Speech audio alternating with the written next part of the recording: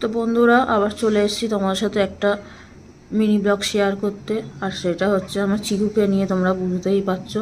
তো ওর কি হয়েছে, অনেক দিন ধরেই শরীরটা খারাপ। অ্যাকচুয়ালি গত সপ্তাহ ওর একটু বমি হয়েছিল রাত্রিবেলার দিকে, আর অল্প একটু পটিও হয়েছিল, কিন্তু তারপর থেকে একটু ঠিক হয়ে গেছিলো। আবার দেখছি 3-4 দিন ধরে এইভাবেই বসে আছে, সেভাবে কিছু খাচ্ছে না, আর সেইভাবে কিছু ঘুমোচ্ছেও না, খালি এইভাবেই বসে রয়েছে। জানি না কী হয়েছে, এবার ওকে ডাক্তারের কাছে নিয়ে যেতে হবে।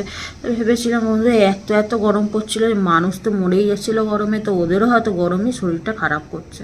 তো বুঝতে পারছি না কী হয়েছে।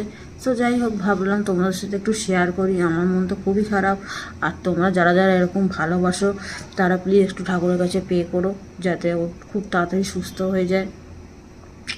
আর ওর কিছু হলে আমার খুব মন খারাপ হয়, সেই জন্য আমি যতটা চেষ্টা করি করার। সো যাই হোক।